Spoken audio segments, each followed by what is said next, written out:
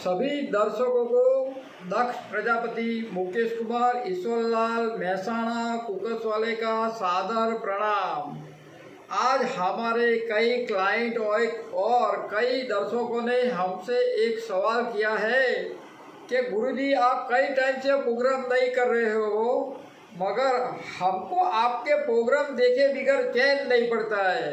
चलो कोई बात नहीं, अब आप किसके बारे में प्रोग्राम करना चाहते हो?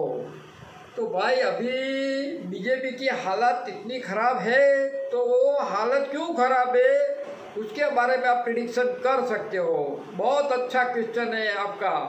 अब देखिए, नरेंद्र मोदी जी का जन्म 17 सितंबर 1950 सुबह 9:34 को गुजरात के मेहसाणा में हुआ था। उनकी तुला लग्न की कुंडली है, मगर एस्ट्रोलॉजर चंद्र मंगल की कुंडली दिखाकर ही प्रोग्राम करते हैं। एक गलत बात है, इनको मालूम नहीं है कि प्रोग्राम सही कैसे होता है, क्योंकि उनके पास टाइम नहीं है इसके लिए। तो उनकी जन्म कुंडली के बारे में भी आज हम प्रिडिक्शन करेंगे। बीजेपी सभी जगह पर चुनाव हार रही है, उसके बारे में भी प्रिडिक्शन करने जा रहे हैं। मोदी साहब का कहना है कि कर्तव्य ही धर्म है, प्रेम ही ईश्वर है, सेवा ही पूजा है, सत्य ही भक्ति है। क्योंकि उनकी तुला लग्न की कुंडली में सप्तमेश मंगल और कर्मेश चंद्र दूसरे स्थान में वृश्चिक राशि में है। यह कीर्ति योग बन रहा है। भारत ही नहीं, विश्व के अनेकों देशों में कट्टर मुसलमानों को आतंकवादी ही समझता है। पूरे विश्व में भारत में ही मुस्लिम समाज स्वतंत्र जिंदगी गुजर रहे हैं।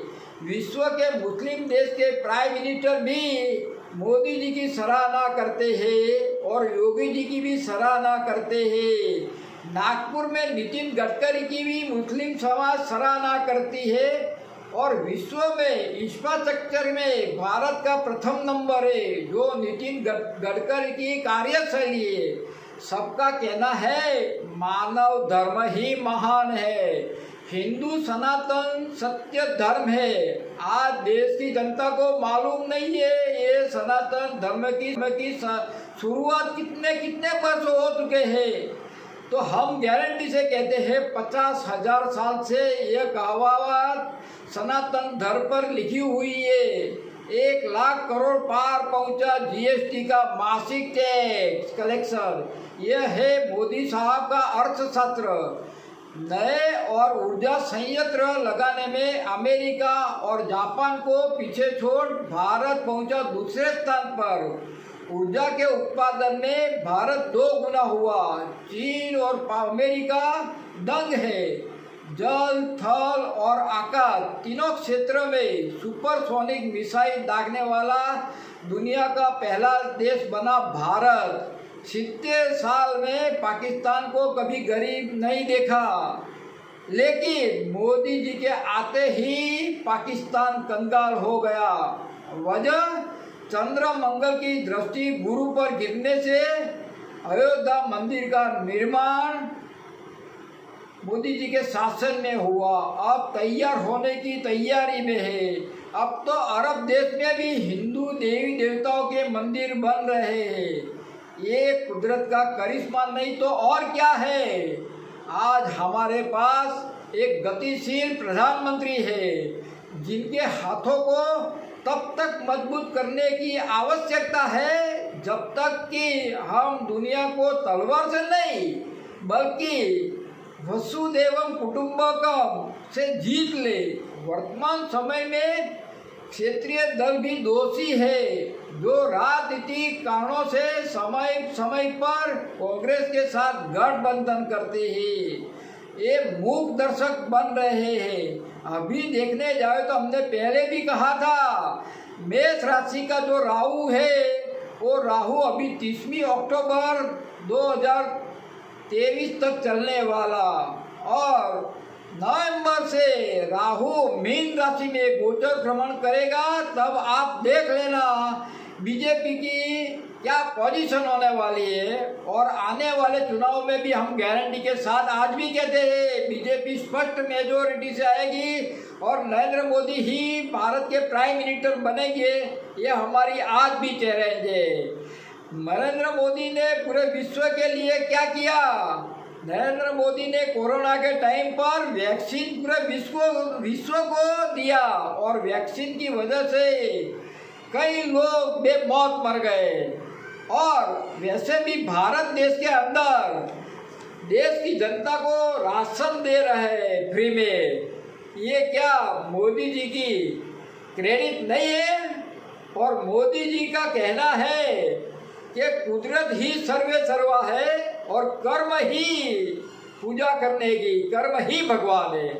तो हमारा आज भी जजमेंट है, हमने आज तक जितनी भी आगाहियाँ की है, चाहे वो पॉलिटिक्स हो, चाहे वो भूकंप हो, चाहे वो बारिश हो, कोई भी आगाही आज तक हमारी फेल नहीं हुई है। आप हमारी अखंड मंथन यूट्यूब चैनल पर भी हमारे सारे के सारे प्रोग्राम देख सकते हो। और अहमदाबाद के गुजरात समाचार के फ्रंट पेज पे हमने आगाहियाँ की है और सारी की सारी आगाहियाँ हमारी सक्सेस हो गई है। और आजकल बने बैठे एस्ट्रोलॉजर दे ठोकम ठोक कर दे और फेंकम फेंक करते हैं, तो हम ऐसे लोगों को प्रोत्साहन नहीं देना चाहते। तो कोई बात नहीं, हमारे दर्शकों और क्लाइंटों की चॉइस की वजह से आज हमने नरेंद्र मोदी जी के बारे में प्रोग्राम कर लिया। जय श्री राम। और सबसे पहले पूरे भारत देश के अंदर नरेंद्र मोदी जी के बारे में हमने 2013 में आगाही की थी कि भारतीय जनता पक्ष स्पष्ट मेजोरिटी से आएगी और नरेंद्र मोदी जी 3 टाइम तक भारत के प्राइम मिनिस्टर रहेंगे। अभी 2 टर्म हुई है, अभी तीसरा टर्म शुरू होने वाला है 2024 में। दिनांक 26 में 2024 में प्राइम मिनिस्टर, दिनांक 26 में 2014 में प्राइम मिनिस्टर के तौर पर शपथ विधि ली थी। और हमने कहा था 24 जनवरी 2020 को मुस्लिम देश में भूकंप आएगा और तुर्की में भूकंप भी आ गया। हमने सन 2013 में ही अखंड मंथन यूट्यूब चैनल पे प्रोग्राम किया था, राहुल गांधी और प्रियंका वाड्रा कभी भी भारत देश के प्राइम मिनिस्टर नहीं बनेंगे। मगर आज एक चैनल है 4PM, उसके ऊपर कई एस्ट्रोलॉजर बैठे हुए हैं, वो प्रोग्राम करते हैं कि राहुल गांधी और प्रियंका गांधी प्राइम मिनिस्टर बनेंगे। अरे भाई, आप दे फेंकम फेंक मत किया करो, आपको एस्ट्रोलॉजी का कोई नॉलेज नहीं है। यदि अगर आपके पास नॉलेज है तो आप हमारा मुकाबला कर सकते हो। हमने तो 2013 में ही लिखा था, अभी 15 साल कांग्रेस के लिए बहुत ही खराब रहेगा, ये बात हमारी आज भी याद रखना। और देश में कोरोना की आगाही भी हमने ही की थी और कहा था महाराष्ट्र में कोरोना माझा मुकेगी, और यह आगाही भी हमारी सही साबित हुई थी। कांग्रेस के 50 वर्ष के शासन में गरीबी, बेकारी, मोंघवारी माझा मुकेगी, यह आगाही हमारी थी और यह आगाही भी हमारी सुपर डुपर साबित हुई। मनमोहन सिंह के बारे में हमने आगाही की थी, मनमोहन सिंह 2 टर्म भारत के प्राइम मिनिस्टर बनेंगे। मगर जाते जाते अगस्त 2013 में देश का 5 लाख किलोग्राम सोना गिरवी रखने की नौबत आ गई थी। देश की अर्थव्यवस्था उसी भयंकर बदहाली की शर्मनाक कहानी क्यों बन गई? क्यों राहुल गांधी और लुटियन मीडिया के चाटुकार कांग्रेसी पत्रकार कांग्रेस के शासन में देश की आर्थिक स्थिति इतनी नाजुक हो चुकी है, उसके बारे में प्रिडिक्शन नहीं करते, चर्चा नहीं करते। केंद्र सरकार के वाणिज्य और उद्योग मंत्री आनंद शर्मा ने सुझाव दिया कि देश के स्वर्ण कोष से सोना निकलकर देश का 5 लाख किलोग्राम सोना गिरवी रखकर दिया जाए। और उस समय देश के स्वर्ण कोष में से 5,57,000 किलोग्राम सोना ही था। और आनंद शर्मा की बात पर विश्वास रखकर सोना गिरवी रख दिया था। अगस्त 2013 में देश का स्वर्ण भंडार 557 टन था, उसमें मोदी सरकार ने 148 टन की वृद्धि की है।